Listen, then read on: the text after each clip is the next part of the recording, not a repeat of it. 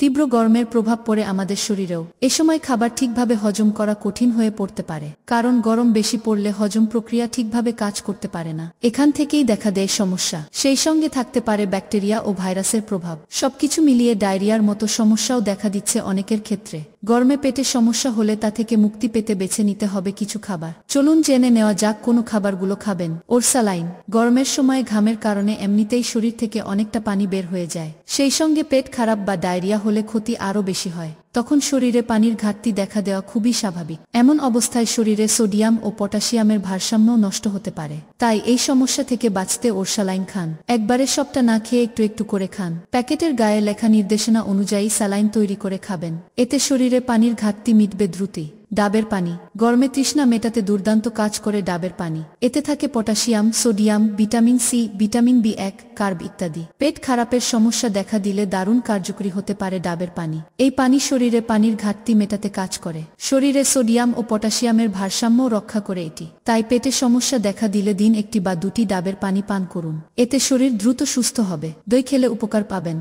অন্ত্রের জন্য কিছু উপকারী ব্যাকটেরিয়া থাকে। এই উপকারী ব্যাকটেরিয়ার সংখ্যা কমে এলেই ডায়রিয়ার মতো সমস্যা দেখা দেয়। এমন অবস্থা থেকে পরিত্রাণ পেতে আপনাকে সাহায্য করতে পারে দই। কারণ দইয়ে থাকে ন্যাচারাল প্রোবায়োটিক, যে কারণে দই খেলে অন্ত্রে উপকারী ব্যাকটেরিয়ার সংখ্যা দ্রুত বৃদ্ধি পায়। পাতলা পায়খানা এবং বমির সমস্যাও কমিয়ে আনে এই খাবার। তাই এ সময় পেটের সমস্যা হলে দই কিংবা ঘোল খেতে পারেন। সহজে হজম হয় এমন খাবার খান। পেট খারাপ হলে অতিরিক্ত তেলমসলা দেওয়া খাবার খাওয়া থেকে বিরত থাকতে হবে। এর বদলে খেতে হবে এমন খাবার যেগুলো সহজে হজম হয়। এতে রোগীর পক্ষে দ্রুত সুস্থ হয়ে ওঠা সম্ভব হবে। ভাত, মুড়ি, আলু সেদ্ধ, ডাল এসব খেতে পারেন। মাছ বা ডিম খেতে পারেন প্রোটিনের ঘাটতি মেটানোর জন্য। এতে সমস্যা দ্রুতই কমে আসবে।